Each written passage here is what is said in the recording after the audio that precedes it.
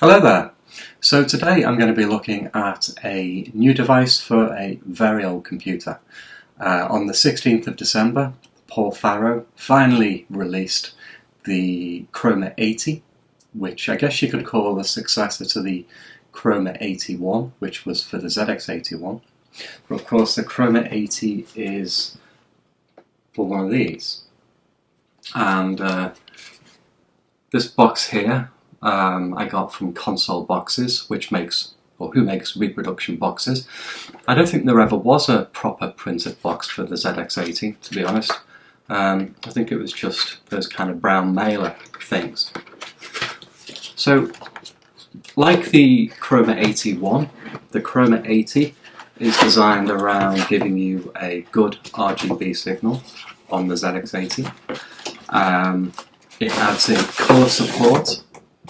It gives you 16K expansion of RAM. It gives you a serial port and a ROM cartridge port. So here's my oldie ZX80. As you can see, it's looking quite yellow in parts. Beautiful looking computer though. And I never had one of these back in the day. I'd always seen them in the magazines in the early, 82, 83, and I always kind of wondered what they were, because they looked very different to the 81 and the thing that I had. And so, good 4 or 5 years ago, I picked up one of these. I think I actually got 2 of them. And the problem is for me that I don't really get to use it that much, because I have to dig out an old CRT, this tiny little black and white CRT, and then I've got to tune it, and it's a very fine tolerance on this thing. And so, not wanting to do any internal modifications, I've been waiting. I think it's been a few years now since Paul first teased the Chroma 80, and then finally, just before Christmas, it was available. I put my order in, and one of these shows up, and it's in form. It looks exactly like the Chroma 81. Here's the Chroma 81 here. There are some differences. Obviously, you've got the reset button in the top corner. You've got the joystick port again here. You've got a ROM cartridge slot here, same as on this one. You've got some dip switches. There's obviously more there, you can see, on the 81, the Chroma 81. And there's just 3 on the Chroma 80. On the sides, we have the SCART input port. On the back, we have the expansion connector pass-through if you wanted to attach something else. On the side here, we have the RS232 port. So yeah, very similar case. I think the 80 is slightly taller, fractionally maybe. So the idea with this is that you plug it into your expansion port, and you will have cleaned your expansion connector with IPA beforehand, a bit of IPA on there. Especially if the thing hasn't been used for 43 years, it might have accumulated dirt, or the metal just, as it oxidizes, I don't know. But anyway, give that a good clean. Plug the Chroma 80 in. Now, one of the things that Paul mentions is the power supply, and the default power supply with the ZX80 is either 600 or 700 milliamps. This is 700 milliamps, which he said is just about enough to run the Chroma, but probably isn't enough if you then plug in a ROM cartridge as well. So sitting over here, I have a 1.2 amp ZX81 power supply. So that gives us plenty of juice for this thing. And the other thing I've got is a cheapo SCART to HDMI converter, which you can get from Amazon. I've had a few of these over the years, not because they've broken, just because I needed a few for my own nefarious purposes. The OSSC that I normally use, I can't seem to get working on the Chroma 80. And I think it's because the signal from the Chroma 80 is coming in at an unusual number of lines, 309 lines, and I can't get an effective lock on the image, so it basically flickers on and off all the time. However, Paul advised when you do fire up a high-res game, that then generates 312 lines, and you then do get a stable picture. So I'm not sure if there's something that I can do in OSSC world in order to get that picture to be more stable, but in the absence of that, I decided to drag this video converter out, probably 30-40 quid from Amazon. I paid for it. Lots of them about. Got a SCART plug connected into that. The other end, of course, goes into the Chroma. So my first requirement for this was to be able to get a picture on a modern display and not have to do any internal modification to the ZX80 itself, because to me a ZX80 it's one of those machines. It's not rare, but it's certainly not as common as other machines that came after it. And so I do treat it with a little bit of reverence, and opening it up as well. These little studs can get brittle over time, and if you're opening it up and closing it, they might break, and I don't want to break it. So I've been waiting for this thing to come so I can have a video signal. I didn't necessarily get it for its other features, although I am going to be having a look at those, colour and the ROM cartridge. And I ordered my Chroma with a ZX4 cartridge. I might just put that in actually. No, I might just wait actually. So first up, if I just get this ZX80 plugged in,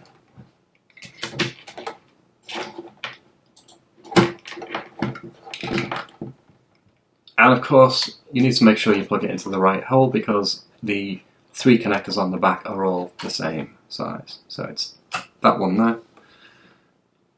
As you can see, we've got a picture. The SCART converter though pops up this message for ages. So there we go. Anyway, we've got behind there we've got a K prompt. And just referring back to the instructions here. So as we can see, we've got a decent image. I can type stuff on it. And as people will probably know from the ZX80, when you press a key, the processor, I guess, can't render the display at the same time. Therefore, you get that image blip as the screen goes and then returns. And there were certain tricks around that when people wrote games to get rid of that effect. So yeah. So we've proven we've got a good picture. One of the things I wanted to do was to see how this ROM card actually works, so I can get a game fired up. I could load from tape, of course. I do have a tape recorder here, and there was a cassette as well, if I can find it, that I got with the Chroma 80. And again, it's a game from Paul Farrow, Rock Crush 80. Flicker, I don't know if you can actually read this. Flicker-free, high-res action for the 16K ZX80 with 4K or 8K of ROM. Yeah, one thing I've not mentioned about the Chroma is that it does work with the 4K ZX80, the original. It works with the 8K ROM if you've upgraded your ROM effectively to the ZX81. And it also works with a slow mode update, and I can't remember the name of the manufacturer who created that slow mode update, but it does work with that as well. So yeah, I got this Chroma, I got the tape, I got the cartridge, and I also got an RS232 lead, because trying to find my original ones, my existing ones, I'd have to go through the loft, and that's just a scary place. So there we go. So according to the instructions, To program this cartridge, and I have obviously unplugged the ZX80 as I'm doing this, there are, as I said, 3 dip switches on the Chroma 80, and number 3 has to be flicked to the on position, and that is to enable the ROM, I think the joystick port, and the RS232 interface, because we are going to be connecting this up to a PC. I'm using one of these, I'll just get that a bit closer maybe, I don't know, Keyspan USB serial adapters, then just a standard RS232 lead, which connects into the side of the Chroma. As I've said, the 3rd dip switch down here has been flicked on. So now if I plug this thing in blind,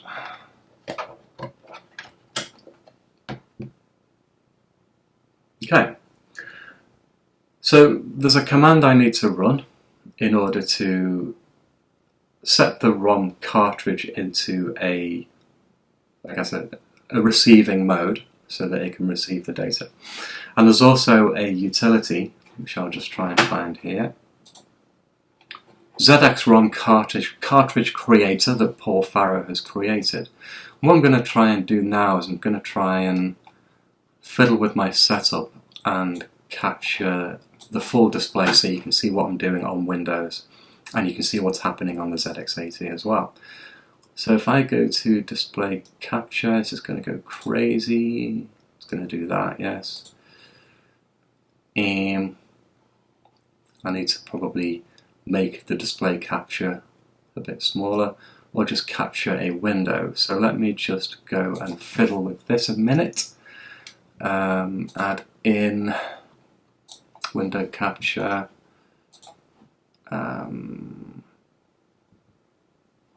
Use that, yes. Okay, so it's not in the most helpful place in the world, but let's see if I can look at it, move it. Not really sure where to move it for the best, to be honest, but what I'll do is I'll just try it here and then see if it's covering anything. So, looking at the command on the 4K ROM version, the original version of the ZX80, we type in randomize USR. That's kind of hiding it, isn't it? Got it on mic, just so I can show you what I'm doing. And it is 32642. Enter. So that takes us, let me just get rid of this a second. So that takes us into this screen here. And it's the first option that we want to choose. Okay? So what we do is we choose that option, and then the ZX80 is then in, or the ROM cartridge is then in receive mode. Let me just get this window capture back up again and move it. So it's cursor keys to select the option, enter to trigger it. Now, what we can see from here is we've got nothing actually selected at the moment. So I'm going to try, it might get a bit messy here, but I've downloaded a bunch of O titles from Paul's website. Actually, they're available on his website.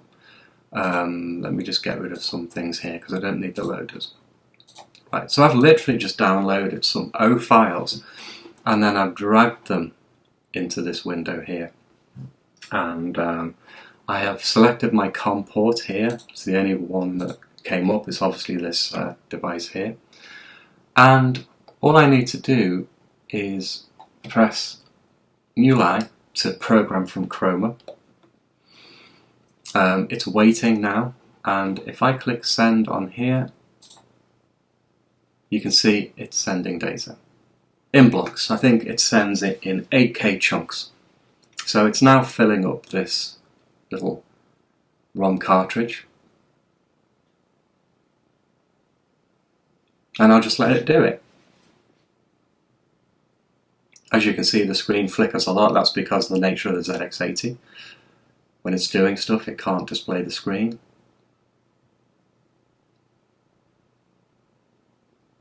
Something else to note about the joystick port is that it can't actually work with keyboard keys. What I mean by that is on the Chroma 81 the joystick is mapped to the cursor keys, so that any game that uses cursor keys on a ZX81 you can automatically use with a joystick without any adaptation of the game itself. On the ZX80 though, it's not possible to map keys on the keyboard to the joystick, and so in the case of the Chroma 80 the joystick protocol is Kempston, and you actually have to write or adapt the games to make use of that Kempston protocol. So yeah, that's that. So that has now finished. I'm going to close that window now. So ROM programmed successfully. Reset the computer, press any key. So I shall do that. And there we go, computer is reset. Now I need to get the menu up, and the menu again is a randomize user command, slightly different. Whereas the programming element that I've just done is 32642. To actually see the menu itself, is 32640. So 32640. And there we go. So these appear in the order which I placed them in that list, in that Windows program I showed you. And again we're using the cursor keys up, down, and then we can select. So I'm going to go for Mazox. Enter. And I don't think I set auto run. I think you can set it to run at a particular line when you're squirting the files across, but I don't really mind typing run and new line. So here we go, Mazox on the ZX80, and I have never seen this before on the ZX80. In fact, I have never, to my knowledge, I've never played a game before on the ZX80. Because of the hassles of getting that little CRT out, tuning it, and I didn't have a tape recorder as well for the longest time, so it's only recently, in the past few days, that I've been able to, load in a ZX80 tape and play a game, which is fab. Mazox is one of the best games ever, and I spent so much time playing it on the 81. So what have we got? Try it out. Keys aren't great. I think it's generating the maze now, which is why the screen's gone black. WADX, I think it said. Yeah. View and yeah, V view. I shall go left. So it's just great to see this maybe 43-year-old machine running on a modern display. And I know that the image isn't great, but I'm not expecting miracles from a ZX80. I'm also not expecting miracles from this upscaler as well, because they are quite cheap, but for this kind of purpose they're ideal. And one day I'm hoping I can get the OSSC to work properly with it. So 280 moves to the treasure, get the old sword.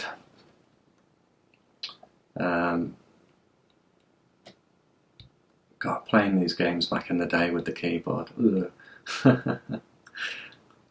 Right, yeah, so good old prisoner there. Will show me the way. Oh, and I'm not going to be very quick at this because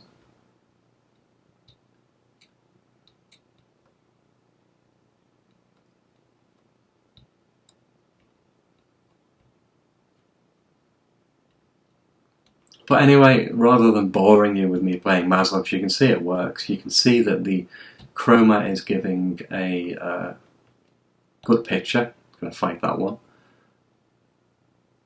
And that's really what I wanted it for.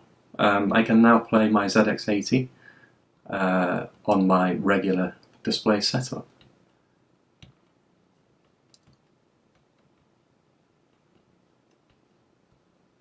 Get that sword. Come on. Ah, yeah.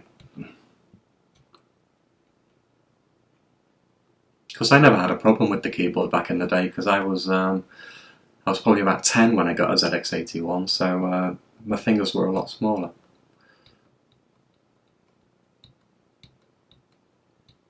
So yeah, I mean, that's the Chroma in a nutshell. It's good having a reset button as well, because it reduces the wear and tear on this. But yeah, that's it. Thanks for watching.